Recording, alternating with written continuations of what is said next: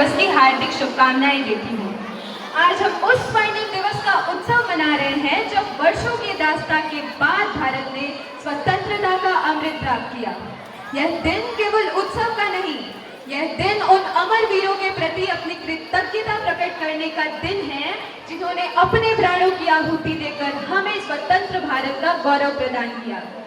प्रिय साथियों, भगत सिंह, रानी लक्ष्मीबाई, लाला लाजपत राय और असंख्य वीर सेनानियों ने हमें एक सीख दी है कि मातृभूमि से बढ़कर कुछ भी नहीं होता।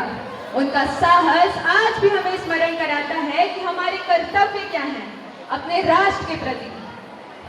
उठो जवान, देश की वसुंधरा पुकारती, उठो जवान, देश की वसुंधरा पुकारती, पुकारता ये देश है, पुकारती मां भारती। माना कि हम युवाओं को आजादी की लड़ाई में अपना योगदान देने का सौभाग्य प्राप्त नहीं हुआ, परंतु आज आवश्यकता है अपनी शक्ति को पहचान इस देश की प्रगति की प्रज्वलित अग्नि में अपनी आहुति समर्पित करने की। जो युवा दौड़ सकता है वो दौड़े, जो चल सकता है वो चले, जो रेंग सकता है वो रेंगे, परंतु अपने कर्तव्यों का निर्वहन अवश्य करें। जिस युवा को तकनीक में रुचि हो वो अब्दुल कलाम बने।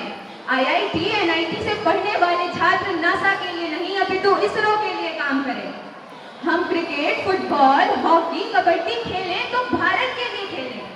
हमारे DAV के युवा आगे आए और नीरज चोपड़ा के भांति भाला फेंके, क्योंकि हमारे प्रेरणा स्रोत स्वामी विवेकानंद जी कहा करते थे, यदि मुझे 100 ऊर्जावान युवा मिल जाए तो मैं इस देश की दशा और दिशा दोनों बदल सकता हूँ।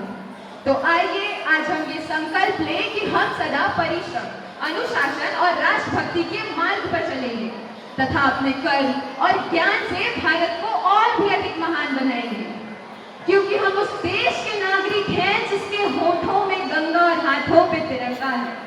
वो देश जो कभी सत्यम शिवम सुंदरम, कभी वंदे मातरम, कभी पंजाब, सिंध, गुजरात, मराठा, द्रविड़, उत्कल, बंगा है।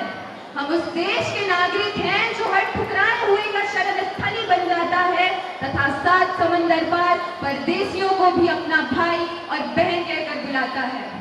यही प्रेम की पूज्य भूमि भारतवर्ष कहलाता है, भारतवर्ष कहलाता है। ये अर्पण की भूमि है, ये तर्पण की भूमि है।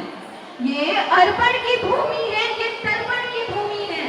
इसकी नदी नदी हमारे लिए गंगा है, इसका कंकर कंकर हमारे लिए शंकर है।